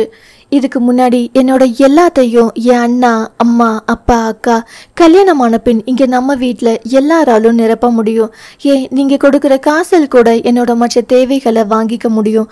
ஆனால் உங்களால் மட்டுமே செய்ய முடிந்தது, கொடுக்க முடிந்தது நான் இன்னொருவரிடம் போய் கேட்க முடியுமா சொல்லுங்க? வாய் விட்டு புருஷன்கிட்ட கூட பல பேர் சொல்ல அசிங்கப்படுவாங்க. நான் என்னோட உள்ளத்தின் ஆசைகள் நிறைந்து உடல் தேடும் ஒன்றை உங்ககிட்ட மட்டும் தானே கேட்க முடியும். உங்களை தவிர யாராலுமே தர முடியாது. அதுதான் உங்களுக்கும் எனக்கு மட்டுமே இருக்கிற ஒன்று. அப்படி வரது வெறும் உடல் தேவைக்கு மட்டுமே இல்லை. அந்த நிமிஷம் நீங்களும் நானும் மட்டுமே இருப்போம். நம்ம உலகத்தில் நம்ம மட்டுமே. எனக்குன்னு இருக்கிற நிமிடங்கள் அது தொலைக்கிறப்போ எல்லாமே தொலைஞ்சு போன மாதிரி இருக்கு. மெல்ல அணைத்தவன், நான் நிஜமா இப்படி நீ ஒரு நாளும் என்னால் வருத்தப்படக்கூடாதுன்னு தான் பல முறை நீ என்னை முன்பு கஷ்டப்படுத்தினப்போ அதெல்லாம் விட்டுட்டு நமக்காக வாழ்கிறவள் அவளை இந்த விஷயத்தில் தண்டிக்க கூடாதுன்னு நினச்சிருக்கேன். அதான் முன்னாடி எவ்வளோ கோபம் இருந்தாலும் நீ என்கிட்ட வந்து நிற்கிறப்போ உன்னோட கூடல்ல இருந்திருக்கேன். இப்போ சத்தியமா எனக்கு ஓக்க அதிகம். தயவு செஞ்சு என்னை மன்னிச்சிடுடி என்றவன் வாகனத்தை நிறுத்தினான். அங்கே பண்ணை வீடு அழகாய் காட்சியளித்தது. ஏனோ அவன் வருகையொட்டி பண்ணை வீட்டில் வேலை செய்யும் ஆட்களுக்கெல்லாம் விடுமுறை கொடுக்கப்பட்டிருந்தது. சமையல்காரர்களை தவிர பல மாதங்கள் கழித்து இருவருக்கும் தனிமை. சேலை அணிந்திருந்தால் பெண் அவளின் அங்கங்களை முழு மனதோடு ரசிக்க முடிந்தது. எந்த ஒர்க் பிரஷரும் இல்லாமல். அவள் ரெஷூம் சென்று விட்டு வந்தவள் அவன் பின்னால் நின்று கொண்டு, என்ன பண்றீங்க? அவனோ, டேக் அ செல்ஃபி டியர் என்றபடி குனிந்து தன்னவளின் கன்னத்தோடு கன்னம் வைத்து அவளும் போஸ் கொடுத்தாள். அவள் நெடுநாள் கழித்து அந்த முகஸ்பரிசத்தை எதிர்பார்த்தவளுக்குள் சிறு அதிர்வு. அதிர்ந்தாலும் காட்டிக்கொள்ளாமல் கேஷுவலாக முகத்தை தன்னவன் முகத்தோடு அழுத்தியபடி செல்ஃபியை கிளிக் செய்ய, காதல் செய்ய தேவை காமம். அது அவனுக்குள் பூதாகரமாய் விரிந்தது. ஆடவன் நங்கையின் செழிப்பான இடங்களை சிறை செய்ய முயல. சற்றென்று அவளுக்குள் ஒரு கேள்வி, இவர் கூப்பிட்டதும் இப்படி உருகி வழிறது சரியா என்ற யோசனையோடு கொஞ்சம் விலகி நிற்க, என்னடி தள்ளி நிற்கிற? என்னோட தேவையப்போ நீங்க கண்டுக்கல. ஏ லூசு, சண்டை போடுற நேரமாயுது, நான் மூட்ல இருக்கேன், கடுப்பேத்தாத. எனக்கு இப்படி ஒவ்வொரு நாளும் தோணும். கிடைக்காட்டி இப்படி கடுப்பாகும். என்ன பழி வாங்குறியா? எனக்கும் ஃபீலிங் வரும்னு இப்போ சொல்லாட்டி பின்ன எப்போ உங்களுக்கு தெரியும்? என்னடி இப்படி பேசுகிற? ஒன்றுமே பேசாம வான்னு சொன்னதும் வந்து படுக்க நான் என்ன மறக்கட்டையா? அவளின் வார்த்தையில் கடுப்பானவன் இப்போ என்ன பண்ணலாம்? ஒன்றும் பண்ண வேணாம். சரி, உனக்கு வேணாட்டி கிளம்பலாமா? ஓ தாராளமா. பிடிவாதம் நல்லா இல்லை அஞ்சு என்று அவன் வண்டி சாவியை எடுத்துக்கொண்டு நகர, போங்க, உங்களுக்கு தேவைன்னா வருவீங்க. ஏன் தேவைக்கு நான் யார்கிட்ட போறது? ஒவ்வொரு முறையும் உங்க முன்னாடி வந்து நின்று என்னை கொஞ்சம் கவனிங்கன்னு சொல்லி ஏதோ பிச்சை எடுக்கிற மாதிரி இருக்கு. எடுத்த சாவியை கீழே வைத்தவன், பிச்சை கிச்சன் பேசாத, கடுப்பாகுது. கோபமா இருக்கிற என்ன சமாதானம் செய்யாம கோபமா போனா என்ன அர்த்தம்? நான் ஆம்பளை, ஏன் இஷ்டம். இப்ப நீங்க ரொமான்டிக்கா பேசினா எல்லாம் நடக்கணும். அப்போ வருவீங்க, வேணாட்டி போயிடுவீங்கன்னு அர்த்தம். என்னடி ஆச்சு உனக்கு? நான் சண்டையே போட்டாலும் உங்களுக்காக அந்த ரூமில் அங்கேயே தானே இருக்கேன். 5 நிமிஷம் கோபத்தை ஒதுக்கி என்னடின்னு கேட்டா என் கோபம் குறைஞ்சிடும். அதை விட்டுட்டு இப்படி தள்ளி வச்சு இன்னும் 6 மாசம் கழிச்சு வருவீங்களா? சாரிடி தங்கம் என்று அவளின் இதழை கொஞ்சம் ருசி பார்க்கும் போதே என்றான். என்னாச்சுங்க? கால் வலிக்குதுடி, வாங்க உட்காருங்க என்றவள் அவள் கட்டிலில் அவன் ஒரு இருக்கையை இழுத்து போட்டு அவளின் எதிரில் அமர்ந்த போது அவன் பாதங்களை தூக்கி தன் மடியில் போட்டு அமைக்கிவிட அவனின் மொபைல் சினுங்கியது. அந்த பக்கம் தீபக். ஆடவன் தன் அவளை பார்த்தபடி பார்வையால் ஒரு கெஞ்சலுடன், சொல்லு தீபக் சார் என்று அவன் அந்த பக்கம் பேசிவிட்டு அழைப்பை துண்டித்தான். பாப்பா எதுவும் கேட்குறாளா உங்களை? அதெல்லாம் இல்லடி, அவ உன்ன மாதிரி எல்லாம் இல்லை, அப்பாவை புரிஞ்சுப்பா. ஹோ, நான் உங்களை புரிஞ்சுக்கிறதே இல்லையா? சும்மாடி தங்கம் என்றவன். அம்மோ, நான் ஒன்று சொல்லுவேன், கோவிச்சிக்க கூடாது. அம்மோ என்ற வார்த்தை போதும் அவளுக்கு இன்னும் ஒரு யுகம் வாழ்வாள். அவனை பார்த்து, கேட்கும் போதே தெரியுது ஏதோ இம்பார்ட்டண்ட் இருக்குன்னு. இப்போ போகணுமா? அதெல்லாம் இல்லை, ஒரு 1/4 மணி நேரம் வீடியோ கான்ஃபரன்ஸ். உங்களை எனக்குன்னு விடவே மாட்டாங்களா? நான் உனக்கு மட்டும் தாண்டி என்றவன் அவளின் சேலைக்குள் கை கைவிட்டு இடுப்பில் கை வைத்து சேலையை விலக்கி ஒரு கடி கடித்துவிட்டு, இப்போ கால் பண்ணட்டுமா? அவன் வார்த்தையில் செய்கையில் அதில் கொஞ்சம் கிறங்கி, நீங்க என் பக்கத்தில் வந்து என்னை நோண்டிட்டே இருக்கணும்னு நான் சொல்லல. என் கண்படும் தூரத்தில் இருந்தாலும் நான் ஹாப்பி தான். போய் ஒர்க்க பாருங்க. அவன் வேலையை பார்க்க பெண்ணவள் அவன் பாதங்களை அமுக்கி கொண்டிருந்தாள். வேணாம் என்று அவன் கால் இழுத்தாலும் அவள் விடவே இல்லை. அவன் ஓக் முடிய பெண்ணவள் அவனை பார்க்க அம்மோ என்று அருகே வந்து அழுத்தி இருக்கிறான். அவள் எலும்புகள் வலிக்கும் அளவுக்கு வலிக்குதுங்க என்றாள். அதை ரசித்து, எப்படிடி சார், இன்னும் அதே ஸ்ட்ராங் தான். எனக்கு 60 ஆனாலும் உன்கிட்ட நான் இதே ஸ்ட்ராங் தான் என்றான் கண்ணடித்து. அவள் வெக்கம் கொள்ள காமத்தில் அஸ்திவாரம் மோகம் ஏனோ அங்கே மோகத்தை காட்டுத்தீ போல பற்றி கொண்டது. ஆடவன் அப்படியே பின்னாலிருந்து அணைத்தபடி பெண் அவளின் தலைமுடியை கோதிவிட கண்களால் மூடினாள் அவள். ஆடவனோ அணைத்து கொண்டே கழுத்தில் முத்தமிட ஆரம்பிக்க பெண்ணவள் கரைய ஆரம்பித்தாள். அப்படியே அவன் கைகளை பின்னால் கொண்டு சென்று அவளை தோளோடு அணைத்து தன் முன்னே இழுத்து அணைத்தபடி நெற்றியில் முத்தமிட்டு காமத்தோடு பார்க்க புரிந்து கொண்டவள் அவனையே பார்த்தாள். அவனோ கிஸ்மி அவள் மறுக்க, பண்ணிடி. பெண்ணவள் ஆடவனின் இதழ்களில் தன் உதடுகளை ஒத்தி ஒத்தி எடுக்க, பத்தலடி என்றான். அந்த குரலில் அதில் அவ்வளோ ஏக்கம். ஏனோ அவன் ஆசையை நிறைவேற்ற முத்தமழை பொழிந்தாள். இதழ்கள் சிவக்கும் அளவுக்கு. ஏனோ அந்த நேரத்தில் அவள் தலைமுடியை கோதிவிட்டு முன்னே முகத்தில் விழும் முடிகளை காது மடல் வழி கோர்த்து விட்டான் வாஞ்சியோடு. அதன் பின் அவர்களின் ஆட்டம் ஆரம்பமானது. பல பிரச்சனைகள், துயரங்கள், சூழ்நிலை கஷ்டங்களுக்கு காதல் மிகப்பெரிய தீர்வு மற்றும் மருந்து என்பது அவர்களின் கூடல் அவர்களுக்கு புரிய வைத்தது. சலனம் 189. ஊட்டி மலை பிரதேசம் என்றால் குழந்தைகளுக்கு சொல்லவா வேண்டும்? அவர்கள் இயற்கையை ஆர்ப்பரிக்க குழந்தைகளுடன் அருணாச்சலமும் குழந்தையாகவே மாறிவிட்டார். சற்று நேரத்தில் ஊட்டியில் மழை கொட்ட ஆரம்பித்தது. தங்களுக்கும் அங்கே தங்கும் விடுதி, பிரம்மாண்ட 5 நட்சத்திர உணவகம், டீ எஸ்டேட் எல்லாம் இருக்கு. ஆனால் அது தற்போது இருக்கும் இடத்திலிருந்து கொஞ்சம் தூரம். கூடவே மழை வேறு அதிகமாக பெய்கிறது என்பதால் அருகில் இருக்கும் ஹோட்டல் ஒன்றில் போய் இருக்கலாம் என்று தீபக் அங்கே அருகே இருந்த ஹோட்டலுக்குள் அனைவரையும் அழைத்து வந்தான்.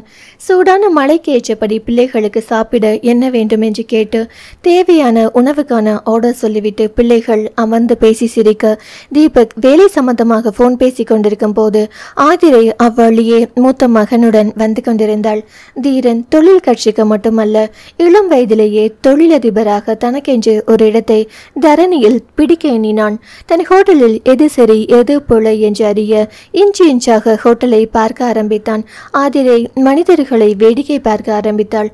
அப்போது அங்கே தூரமாக வரவேற்பறையில் இருந்து தீபக்கை பார்த்துவிட்டு, இவர் இருந்தால் சின்னனும் இங்கே தான் இருக்கணும், ஏதோ மீட்டிங் இருக்குமோ என்று நினைத்து, அந்த மாதிரி இருந்தால் அண்ணன் அவங்க ஹோட்டலில் மீட்டிங் வச்சிருப்பாரு என்று யோசித்தபடி அருகே வந்து, தீபக் அண்ணா என்றாள் மிகவும் மகிழ்ச்சியுடன்.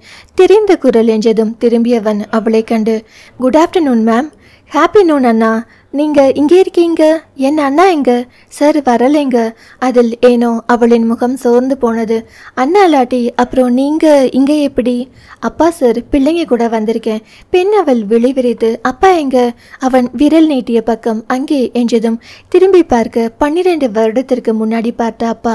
அப்பா வந்திருக்காரா? ஆச்சரியம் என்றபடி அங்கே போனவள், அப்பா தன் ஒரே மகளை கண்டதும், கண்ணு சௌக்கியமா என்று எழுந்து வந்தார். அவரின் முகத்தில் அப்படி ஒரு பிரகாசம். நல்லா இருக்கேன்பா என்றவளுக்கு தன்னை யாரோ குறுகுறுவென பார்க்க தன்னை பார்க்கும் விழியையும் கூடவே அங்கே அவரின் அருகில் இருந்த குழந்தைகளை பார்த்ததும் கண்டு கொண்டாள். மகளினியை கண்டவளுக்கு கண்ணெல்லாம் கலங்கியது. அந்த பார்வை தன் சின்ன அண்ணனுடையது. எங்கிருந்தாலும் தாக்கும் அந்த கூரிய பார்வையை அப்படியே உரைத்தது போல இருக்கும். பெண் தன் அண்ணன் பாரிசு, கூடவே தன் பாட்டியின் உருவத்தில் பாதியை வைத்திருந்தாள் அவள். பாட்டிதான் இந்த உலகத்தில் தான் நேசிக்கும் உயிர்களில் முதன்மையானவர் என்பதாலும் அண்ணன் மகள் என்பதாலும் தன் இரத்தம் என்பதாலும் உள்ளுக்குள்ளே அதீத அன்பின் ஊற்று பெருக்கெடுக்க அவளையும் அறியாமல் ஏனோ அம்மோ என்றாள். அம்மோ என்று தன் அப்பா அழைக்கும் வார்த்தையை பிரயோகிக்கும் பெண்ணை கண்டு யார் இவங்க என்று யோசித்தபடி அவள் அருணாச்சலத்தை பார்க்க, உன் ஒரே அத்தைடா. அத்தையா? அத்தை இருக்காங்க தெரியும், ஆனால் பேசாமல் இருக்கிறதால் அவங்களுக்கு நம்மளை எல்லாமே பிடிக்காது என்று நினைத்தவளின் எண்ணத்தை மாற்றியது அவளின் கண்ணீர். அம்மோ என்று அவள் அருகே வந்து முத்தம் வைத்தாள். அவளை அவள் உயிரத்திற்கு குனிந்து அணைத்து கொண்டாள். ஏனோ அது இருவரையும் ஒரு நிமிடம் பிணைக்க வைத்தது. அப்போது தீரன் அவ்வழியாக போனவனை, தீரா, அவன் திரும்பி மா என்றவன் அவளின் அணைப்பில் இருக்கும் பெண்ணை கண்டு யார் இவள் என்பது போல் பார்த்தான். அவள் முகம் ஆதிரையின் மார்பில் இருந்தது.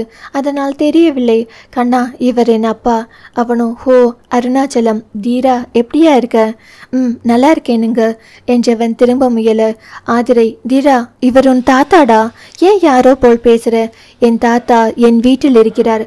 12 வருஷமா பக்கத்தில் இருக்கும் எங்களை பார்க்க வராத யாரும் அந்த உறவு இல்லை. சடனா யாரையும் அப்படி சொல்ல முடியாது என்று சொல்லி அவன் திரும்ப, ஏனோ அவனின் வெறுப்பான குரலில் யார் இவன் நம்ம தாத்தாவை மரியாதை இல்லாமல் பேசுகிறான் என்று திரும்ப அங்கே அவனின் முதுகுதான் கண்ணில் பட்டது. அவன் திரும்பி விட்டான். அதற்கு மேல் அங்கே இருக்க பிடிக்காதவள் மாமா என்றதும் தீபக் வந்தான். அவளின் அருகே வந்து, சொல்லுங்க மகிழ் பாப்பா. மாமா, ஏதோ ஆர்டர் போட்டுட்டீங்களா? போட்டாச்சு, ஆனால் கொஞ்சம் நேரமாகும். மாமா, நம்ம வேற ஹோட்டல் போகலாம், ஆர்டர் கேன்சல் பண்ணுங்க என்று சொல்லிவிட்டு ஆதிரை விட்டு தள்ளி நின்றவள், சாரிங்க ஆண்டி. ஆண்டியா? அது அடுத்தவங்களை சொல்றது. நான் உன் அத்தை. இத்தனை வருஷம் இதே ஊரில் தான் இருக்கீங்க, நீங்க ஏன் எங்களை பார்க்க வரல? ஆதிரை, அது பெரியவங்களுக்குள்ள சண்டை, நீ சின்ன பொண்ணு, அதெல்லாம் பேசக்கூடாதுடா. முக்கியமா இதை பற்றி சின்ன பிள்ளைங்க பேசக்கூடாதுடா. அப்போ உங்க பையனுக்கும் பொருந்தும் தானே என்று சொல்லிவிட்டு முன்னாடி நடக்க தங்கையை பின்பற்றி நிலவனும் முகிலனும் நடக்க அவர்களை தொடர்ந்து ஆண்டாள். கூடவே சின்ன பிள்ளைகள் என்பதால் தீபக்கும் நடந்தான். அருணாச்சலம் போகும் பேத்தியை பார்த்து, கண்ணு, அவ சின்ன பொண்ணு, மனசுல வச்சுக்காத. என் பேரன் அப்படி பேசினதும் கோபம், அதுக்கு என் பையன் பேசினதுக்கு நான் மன்னிப்பு கேட்டுக்கிறேன்ப்பா. நீர் அடிச்சு நீர் விலகாதுமா. அப்புறம் இங்க யார் நல்லவர்கள் கெட்டவர்கள் எல்லாம் இல்ல, அனைவருமே சந்தர்ப்ப சூழ்நிலைக்கு இசைந்து கொடுக்கும் மனிதர்கள். அன்னைக்கு பிரச்சனையில் நீ யாரை குறை சொல்லுவ? சூழ்நிலை தான் எல்லாம். உடம்பிருக்க முடியாத நந்தினியை நாங்க பார்க்கிறோம் என்று உன் வீட்டுக்காரர் உன் அம்மாவும் பிடிவாதமா சண்டை. அவ்வளவு செலவு அளித்து நீங்க பார்த்திருந்தா இந்நேரம் கடனாளியதாம ஆகியிருப்பீங்க. பல கோடிகளில் செலவு பண்ணிதான் நந்தினியை சாவிலிருந்து காப்பாற்றி இருக்கோண்டா. அதையும் மீறி உங்க மாமியார் பேசவும் தான் நந்தினியை கோபப்பட்டுட்டு நம்ம இவ்வளோ மோசமா உடல் நோயால் கஷ்டப்பட்டுக்கிட்டு இருக்கோம். இப்போ கூட புரியாமல் பேசுறாங்களே. இதனால் அதி ஈஸ்வர் மற்றும் வீட்டில் அனைவரும் கஷ்டப்படுறாங்களேன்னு தான் இனி யாரும் இங்க வர வேணாம்னு சொல்லிடுச்சு. அது மனநிலைமை அப்ப தெரியும்ல, ரொம்ப ப்ரெஷர் இருந்துச்சு. அதை மனசுல வச்சுட்டு உன் மாமியார் இனி உங்க உறவை வேணாம்னு சொல்லிட்டு போயிட்டாங்க. இப்பவும் சொல்றேன், நீர் அடிச்சு நீர் விலகாது. ஒரு நாள் எல்லாமே மாறும். தலையை ஆட்டினாள் அவள். என்னமோ எல்லாத்துக்கும் சாரிப்பா. மகளின் தலையில் கை வைத்து விட்டு, சீக்கிரம் பாப்பா பெரிய பொண்ணாயிடும். அப்ப ஒரே அத்தை நீதான். உன் அண்ணன் கூப்பிடுவாப்ல. அண்ணன் கூப்பிட மாட்டாங்கப்பா, அதை விடுங்க. என்ன சாப்பிட்றீங்க? உன்னை பார்த்ததே வயிறு நிரம்பிட்டு. அப்பா சொல்லுமா, நான் நீங்க பார்த்த மாப்பிள்ளையை தானே கட்டியிருக்கேன். ஏன்பா என்னை யாரோ போல வந்து பார்க்காமல் ஒதுக்கி வச்சிருக்கீங்க? நான் என்ன தப்பு பண்ணினேன்? அந்த கேள்வியில் அவருக்கு கண் கலங்கி விட்டது. தப்புதாமா. அப்பா, உங்களை கஷ்டப்படுத்தணும்னு நான் சொல்லலை. ஒருவேளை என் மாமியாரோ கணவரோ மோசமானவங்களா இருந்தா என் நிலைமை, நீங்க அண்ணன்களுடன் தான் இப்போ வர இருக்கீங்க. ஆனால் 12 வருடத்தில் ஒரு முறையேனும் என்னை வந்து பார்த்தீங்களா? செத்து போயிருந்தா கூட தெரிஞ்சிருக்காதுல்லப்பா. ஆத்தா, என்ன இப்படி பேசுற? பின்ன நேற்று கூட ரோட்டில் பார்த்து கூப்பிட்டு போனீங்க. நேற்று பார்க்காமல் இருந்திருந்தால் உங்களுக்கு ஒரு பொண்ணு இருக்கிறதையே மறந்துருப்பீங்களாப்பா. நான் பொண்ணுன்னு ஒதுக்கி வச்சிட்டீங்களாப்பா. அப்படியெல்லாம் செய்கிற ஆளாமானா? தப்புதாமா, மன்னிச்சுடு. போங்கப்பா. இங்க நின்று பேசினால் உங்களையும் இன்னும் கஷ்டப்படுத்திடுவேன். என் பையன் பேசினதுக்கு மன்னிச்சிடுங்கப்பா. ஆனால் அவன் சொன்னதில் ஏதாவது தப்பு இருக்கான்னு யோசிங்க. என் பையன் சொல்லுவான், உங்க குடும்பத்திலேயே நான் தான் முதல் பேரன். ஆனால் அந்த குடும்பத்தில் இருக்கும் தாத்தா பாட்டிக்கு அவங்க பேரன் பேத்திகளை பார்க்க நேரம் இருக்கு, ஆனால் எங்களை என்று அவன் கேட்பதில் தான் எத்தனை முறை துடித்து போயிருக்கேன் தெரியுமாப்பா. அப்படி அவன் கேட்பதில் என்ன தப்பு இருக்குன்னு சொல்லுங்க. என் பிள்ளைங்களை நீங்க உங்க பேரன் பேத்திகளா நினைச்சிருந்தா இப்படி விட்டிருப்பீங்களாப்பா என்றவளுக்கு அழுகை வரவும் ஏனோ அதை மறைத்து நான் வரேன்ப்பா என்று சொல்லிவிட்டு போய்விட்டாள். போகும் மகளையே பார்த்தவருக்கு உண்மையாகவே மனது வலித்தது. அன்னலட்சுமி மகளோடு தினமும் பேசுவதை அறிந்தவர் மனதுக்குள் இவ்வளவு புழுக்கம் இருக்கும் என்பதை அவர் நினைத்து பார்க்கவில்லை. ஆதிரையின் மாமனார் மாமியார் வீட்டில் எப்போது வீட்டுக்கு வந்தாலும் ஏதோ ஒரு விதத்தில் சண்டையை ஆரம்பித்து வைத்து விடுகிறார்கள். அதனால் அவர்களை தள்ளி வைப்பதொன்றும் பெரிதாக பிரச்சனை இல்லை என்று நினைத்தவருக்கு தன் மகளையும் அத்தோடு சேர்த்து ஒதுக்கி வைக்கிறோம் என்று மட்டும் தோன்றாமல் போய்விட்டது. கொட்டும் மழை. மகளுக்கு புட்டு செய்து கொண்டு வந்து கொடுத்து கொண்டிருந்தாள் பாரதி. ஆண்டி சொல்லுமா, நான் டிவி பார்க்குறேன், கொஞ்ச நேரம் போட்டு விடுங்க. மழை பெய்யுது, இப்போ டிவி வேணாம். எனக்கு ஒரு மூலையில் உட்காந்து போர் அடிக்குது. உனக்கு ஏதாவது வேணும்னா கேளு, சமைச்சு தரேன். ஐயோ சாப்பிட்டு சாப்பிட்டு குண்டாயிடுவேன் போல. அப்புறம் உனக்கு என்ன தான் வேணும்? எனக்கு கதை சொல்லுங்க. கதையா? ஆமாம், போர் அடிக்காமல் இருக்க இன்ட்ரெஸ்டிங்காக கதை சொல்லுங்க. எனக்கு அதெல்லாம் தெரியாதுமா. Please aunty. என்ன கதை? பாட்டி வடை சுட்ட கதை சொல்லட்டுமா? அது போரிங் ஆண்டி, எனக்கு லவ் ஸ்டோரி சொல்லுங்க. கற்பகம் அருகே வந்து இந்த வயதில் அதெல்லாம் கேட்கலாமா? ஆதினி அவரை நிமிர்ந்து பார்த்து பின்ன எந்த வயதில் கேட்கணும் பாட்டி? அவர் வாயெடுக்க பாரதி அம்மா ப்ளீஸ் நான் பேசிக்கிறேன் என்றவள். உனக்கு கதை தானா சொல்லணும், நான் சொல்கிறேன். சொல்லுங்க, என்ன கதை? Love story. ஒரு ஊரில் விக்ரம் பத்ரா என்பவர் இருந்தார். அவர் நம்ம இந்திய இராணுவத்தில் பணியாற்றி கொண்டிருந்த சமயம் அது. அவருக்கு ஒரு பொண்ணு மேல காதல். ஹோ லவ், சூப்பர் ஆண்டி. யார் அந்த பொண்ணு? அவர் ஊர்க்கார பொண்ணு. ஆனால் அந்த பொண்ணோட அப்பா இவர் லவ் பண்ணுவதை தெரிந்து கொண்டு ஒரு இராணுவ வீரருக்கு பெண் கொடுக்க மாட்டேன் என்று சொல்லிவிட்டார். ஏனோ விக்ரம் அந்த பெண்ணின் பெற்றோரிடம் பேசி சம்மதம் வாங்குவதற்காக இராணுவத்திலிருந்து ஊருக்கு வருகிறார். வீட்டுக்கு வந்து பெட்டியை கீழே வைத்ததுதான் தாமதம். அப்போ கார்கில் போர். நமக்கும் பாகிஸ்தானுக்கும் அந்த நேரம் ஒரு செய்தி. கார்கில் போர் உடனே பணிக்கு வர வேண்டும் என்று செய்தி கேட்டதும் உடனே அவர் அந்த பெண்ணிடம் சென்று நான் போருக்கு சென்றுவிட்டு மீண்டும் வந்து உனது பெற்றோரிடம் பேசுகிறேன் என்று சொல்லிவிட்டு மீண்டும் வேலைக்கு சென்று விட்டார். கார்கில் போரில் நம்ம வீரர்களும் பாகிஸ்தான் வீரர்களும் மாறி மாறி குண்டுமழை பொழிந்து இறந்து கொண்டிருந்தார்கள். போருக்கு போன விக்ரமும் அன்றைய போரில் தன்னுடைய இறந்த 12 இராணுவ வீரர்களையும் காப்பாற்றிவிட்டு அங்கே எதிரே இருக்கும் எதிரி நாட்டு வீரர்களை சுடுகிறார். விக்ரம் முன்பு ஒரு இராணுவ வீரர் செல்ல ஆசைப்படுகிறார். ஆனால் அவரை பின்னுக்கு தள்ளிவிட்டு உனக்கு குடும்பம் குழந்தைகள் இருக்கிறது என கூறி விக்ரம் பத்ரா முன்னே போனார். அடுத்த நொடி அவர் மீது எதிரிகளின் குண்டு மழை பொழிகிறது. அப்போது அவர் சொன்ன வார்த்தை என்ன தெரியுமா? என் மீது இன்னும் எவ்வளவு முடியுமோ அவ்வளவு குண்டு மழை பொழி. என் மனது அதை இன்னும் கேட்கிறது. அதை நான் வீரமாக எதிர்கொள்வேன் என்று சொன்னதாக அவர் கூறியதுதான் ஏ தில் மாங்கே மோர் என்னும் வார்த்தை. நீங்கள் நினைப்பது போல் அது குளிர்பான விளம்பரத்துக்கான வாசகம் அல்ல. தில் மாங்கே மோர் என்று சொன்னது ஒரு இராணுவ வீரன் எதிராளியின் குண்டு மழை தன்னுடைய இதயத்தை துளைக்கட்டும் என்று சொன்னதற்காக கூறிய வார்த்தைகள். அவன் இறந்து போகிறார். அவன் ஒரு பெண்ணை காதலித்தானே, அந்த காதலி இன்று வரைக்கும், அதாவது 1999 கார்கில் போர் நடைபெற்றது. இன்றைய தினம் வரை அந்த பெண் திருமணமே செய்து கொள்ளாமல் எங்க ஒரு சிறிய கிராம பள்ளிக்கூடத்தில் ஆசிரியையாக வேலை செய்கிறாள். வா, என்ன மாதிரியான லவ்! இதுதான் உண்மையான காதல். ஆமாம், உன் வயதில் எல்லோரின் மீதும் ஒரு ஈர்ப்பு ஏற்படும். அது ஏற்பட்டால் மட்டும்தான் நம்ம மனிதர்கள். ஆனால் ஒரு பெரிய குகையே தங்கம் என்றுவை. ஆனால் உன் கண்முனே தெரியும் ஒரு தங்க பீஸுக்காக தங்க குகையான உன் வாழ்க்கையை யாரோ ஒருவரிடம் மொத்தமும் அடகு வைக்க கூடாது. இந்த வயதில் உன் கண் முன்னாடி அனைவரும் நல்லவராய்தான் தெரிவார்கள். ஆனால் எது சிறந்தது என்று பகுத்தறிய உனக்கு கல்வி அவசியம். சரிங்க ஆண்டி. அவளின் தலையை வருடி கொடுத்த பாரதிக்கு ஏனோ தன் குழந்தை சிறந்து வளர வேண்டும் என்ற ஆசை மட்டும் பெரிதாக இருந்தது.